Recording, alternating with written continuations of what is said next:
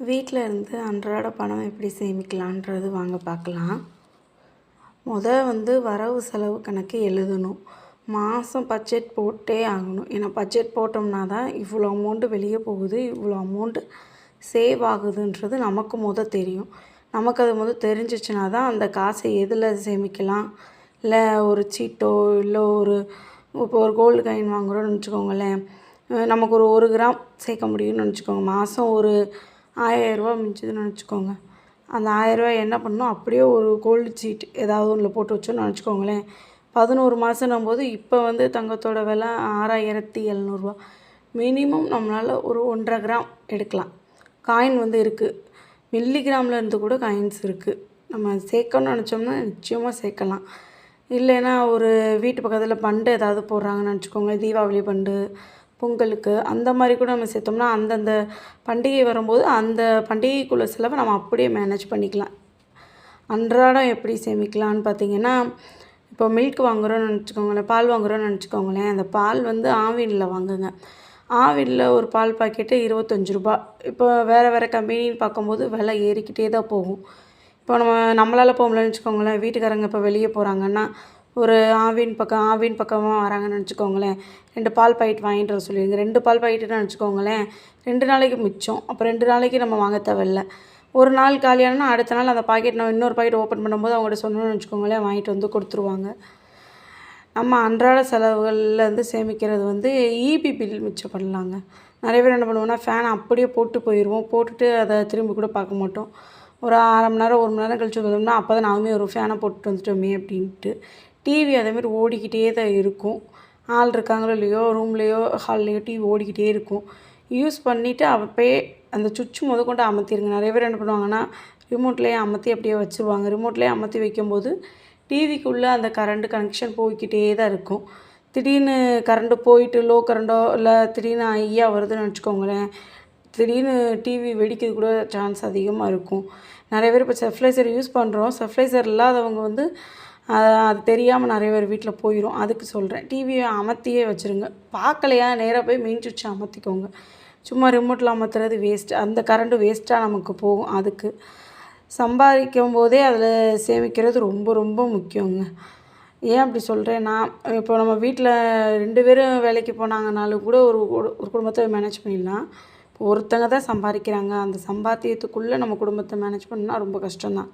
அப்போ என்ன பண்ணணும், எங்கெங்கே பொருள் விலை கம்மியாக இருக்கும், அதை எப்படி வருஷத்துக்கு வாங்கிக்கலாமா, இல்லை மாதத்துக்கு வாங்கலாமா, இல்லை வாரத்துக்கு வாங்கலாமா அப்படின்றதெல்லாம் நீங்கள் பட்ஜெட் போடும்போது யோசிச்சுக்கணும்.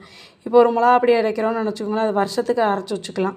அப்போ என்ன பண்ணணும், பக்கத்து கடையில் இருக்கிறதெல்லாம் வாங்கக்கூடாது. ஏன்னா அவங்க வாங்கி விற்கிறதுனால ஒரு 10 ரூபா 20 ரூபா அதிகமாக வச்சு தான் விற்பாங்க. அப்போ என்ன பண்ணுங்கள், ஹோல்சேலாக இருக்க கடையில் போயிட்டு இப்போ ஒரு வருஷத்துக்கு தேவையான மிளகா அப்படி அரைக்கிறதுக்கு தேவையானதெல்லாம் நீங்கள் வாங்கிட்டீங்கன்னு வச்சுக்கோங்களேன், ரேட்டு கம்மி.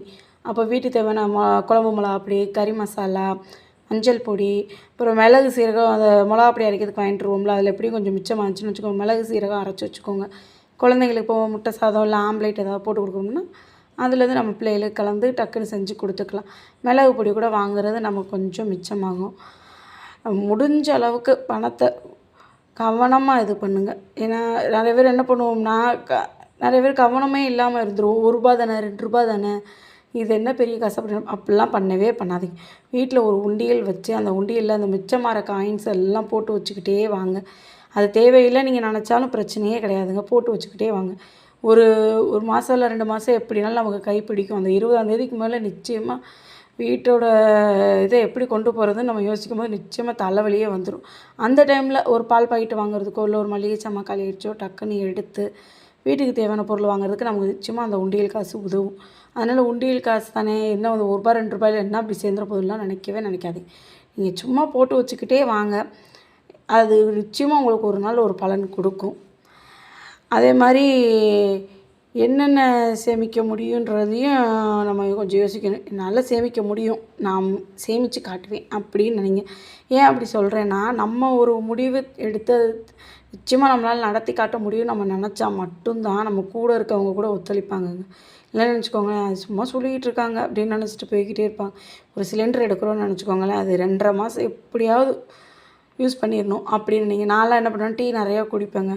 டீ நிறையா குடிப்பேன். ஆனால் அதுக்குன்னு டீயை பொழுதுக்கும் சூடு பண்ணிக்கிட்டே இருக்க மாட்டேன். காலையில் எல்லாருக்கும் போடும்போது சூடு பண்ணுறத விட இந்த டீயை முடிச்சிடுவேன்.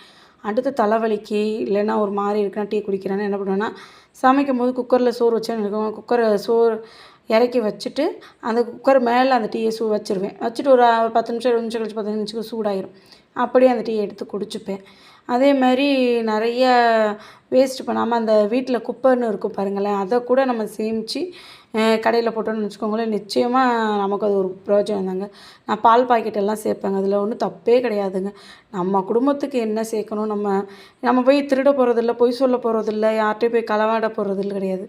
நம்ம வீட்டில் இருக்க பொருளை வச்சு நம்ம சேமித்து நம்ம பிள்ளைகளுக்கு ஒரு இது சேர்த்து வைக்கிறோன்னும் போது அதுதான் சந்தோஷம். அதனால் அதில் ஒரு தப்பும் கிடையவே கிடையாது. நான் எங்கள் வீட்டில் பால் பாக்கெட்டு மிச்சமாச்சுன்னா அதை ஒரு கவர் போட்டு சேர்த்து வைப்பேன். பிள்ளைங்க விளையாட்டு சாமான்லாம் உடச்சிட்டாங்கன்னு வச்சுக்கோங்க, திருப்பி அவங்க கையில் கொடுக்க மாட்டேன். ஏன்னா எப்படியும் அதை விளையாடுறதுன்னு சொல்லிட்டு மூஞ்சில் கண்ணில் எதாவது கீச்சுப்பாங்க, அதனால் அந்த பொருளெல்லாம் எடுத்து வச்சுருவேன். அதே மாதிரி வீட்டில் இந்த டானிக் பாட்டிலாம் குழந்தைங்க இருக்குன்னா டானிக் பாட்டில் மிச்சமாகும். அப்புறம் இந்த எண்ணெய் பாக்கெட்லாம் மிச்சமாகும். எண்ணெய் பாட்டில் வாங்குறோன்னு வச்சுக்கோங்களேன், அந்த எண்ணெய் பாட்டில் மிச்சமாகும். அது எல்லாமே எடுத்து வைப்பேன். ஒரு ஊறுகாய் டப்பாலாம் மிச்சமாச்சுன்னு வச்சுக்கோங்க, யூஸ் பண்ணுற அளவுக்கு யூஸ் பண்ணுவேன். யூஸ் பண்ண முடியலன்னு வச்சுக்கோங்க, அந்த பிளாஸ்டிக்லாம் சும்மா வீட்டில் சேர்த்து வைக்க மாட்டேன், எனக்கு அது பிடிக்கவே பிடிக்காது.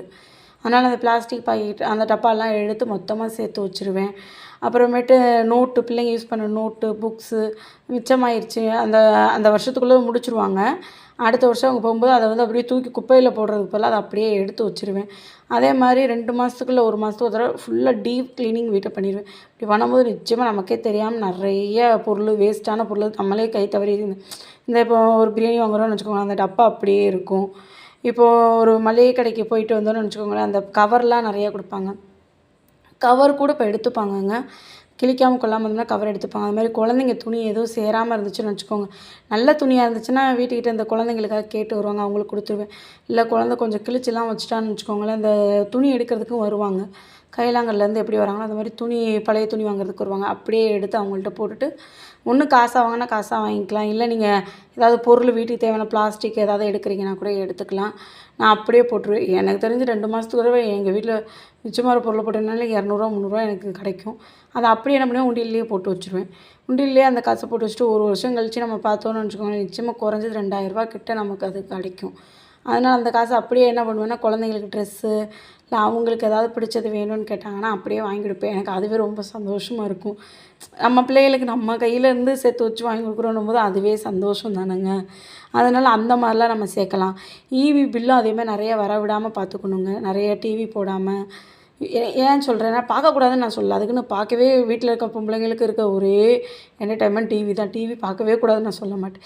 டிவி பார்த்து முடிச்சுட்டு நீங்கள் ஒரு வேலைக்கு போகிறீங்கன்னா அது ரிமோட்டில் அமுக்காமல் நேராக சுவிட்ச் அமுத்துனீங்கன்னா அந்த கரண்ட்டு மிச்சம்.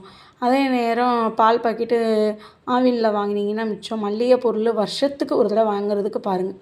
கடுகு, சீரகம் எல்லாமே அப்பப்போ லூஸில் வாங்காமல் வருஷத்துக்கு ஒரு தடவை பட்ஜெட் போட்டு இந்த வருஷத்துக்குள்ளது இந்த மாதம் 2000 எடுத்து வைக்கிறோம், அந்த 2000 இந்த மாதத்துக்குள்ளே இந்த வருஷத்துக்குள்ளே பட்ஜெட்டே முடிச்சிடணும் அப்படின்னு நம்ம நினச்சோன்னு நிச்சயமாக முடியும். ஏன்னா ஹோல்சேலில் வாங்கும்போது நமக்கு நிச்சயமாக 10 ரூபாலேருந்து 15 ரூபா கம்மியாகும். பொருளும் நல்லா தரமான பொருளே கிடைக்கும், பழைய பொருள் எதுவும் கிடைக்காது. ஏன்னா அவங்களுக்கு அன்றைக்கி ரொட்டேட் ஆகிட்டே இருக்கும்போது அவங்க அந்த பொருளெல்லாம் நமக்கு பழசு வச்சு விற்கவே முடியாது, அதனால் விற்றுருவாங்க. புது பொருளாகவே நமக்கு கிடச்சிரும். வாங்கி எல்லாம் அரைச்சி வச்சுக்கிட்டோன்னு வச்சுக்கோங்க, பிரச்சனையே கிடையாது. அதுமாதிரி நிறைய துணி எடுக்கிறதுல காசு போடவே போடாதீங்க. குழந்தைங்களுக்கு ரொம்ப அடம் பிடிச்சாங்கன்னா வாங்கி கொடுத்து தான் ஆகணும், அதில் நம்ம எதுவும் சொல்ல முடியாது. ஏன்னா நம்ம சேர்க்குறதே பிள்ளைகளுக்கும்போது பிள்ளைகிட்ட போய் நம்ம கஞ்சத்தனம் பார்க்கவே முடியாது. நமக்கு இப்போ ஒரு துணி எடுக்கிறோன்னு நினச்சிக்கோங்களேன், அது வேணுமான்னு ஒரு தடவை யோசிச்சுக்கோங்க. இப்போது நைட்டி எடுக்கணும்னா அந்த நைட்டி நல்லா பழசாயிருச்சான்னு பாருங்கள். இல்லை இதுக்கு மேலே யூஸ் பண்ண முடியாதுன்னா நமக்கு புது நைட்டி எடுத்துக்கலாம், அது தப்பே கிடையாதுங்க. நான் வீட்டில் இருக்கிறவங்க மோஸ்ட்லி நம்ம நைட்டி சுடிதார்ஸ் தான் போடும்போது நமக்கும் துணி தேவை தான். அதனால் முடிஞ்ச அளவுக்கு அந்த துணி பழசாயிருச்சுன்னா தூக்கி போட்டுருங்க. அதே மாதிரி குழந்தைங்களுக்கும் நிறைய துணி சேர்க்காமல் அவங்களுக்கு அந்த துணி தேவைப்படுதான்னு பார்த்து கொஞ்சம் எடுத்து கொடுங்க. ஏன்னா குழந்தைங்க பார்த்தோன்னு ஆசைப்படுங்க, அதோட அருமையை அவங்களுக்கு அந்த பணத்தோட அருமை தெரியாது. நம்ம செயல் மூலியமாக தான் அந்த குழந்தைங்களுக்கு அந்த பணத்தோட அருமை தெரிய வைக்க முடியும். இப்போ என்ன பண்ணணும், இந்த துணி உனக்கு தேவையான்னு கேட்கணும். தேவைப்பா எனக்கு வேணும்ப்பான்னு சொன்னாங்கன்னா வாங்கி கொடுங்க. அடம் பிடிச்சா வாங்கி கொடுக்காமல் இருக்க முடியாது. ஆனால் அடுத்த தடவை நீங்கள் அதை சொல்லி இது பண்ணுங்கள். அடுத்த பொருள் வாங்கணுன்னா இந்த பொருள் நீ நல்லா யூஸ் இந்த யூஸ் பண்ணி முடிச்சுட்டு அடுத்த பொருள் அப்பா கையில் காசு இருந்தால் மட்டும்தான் வாங்கி கொடுப்பேன், அம்மா கையில் காசு இருந்தால் மட்டும்தான் வாங்கி கொடுப்பேன். நீ கேட்டேன்றதுக்காக திருப்பி அம்மா வாங்கி தர மாட்டேன் அப்படின்னு சொல்லிட்டீங்கன்னு வச்சுக்கோங்க, அந்த பிள்ளைக்கு அப்போ யோசிப்பாங்க, ஐயோ இப்படி சொல்கிறாங்க, அப்போ இந்த துணி வேணுமா வேணாமான்றதையும் யோசிப்பாங்க. அடுத்து வேணும்னா எனக்கு இது வேணாம், அடுத்த பொருள் நான் வாங்கிக்கிறேன் அப்படின்ற அந்த தெளிவும் குழந்தைங்களுக்கு வரும்.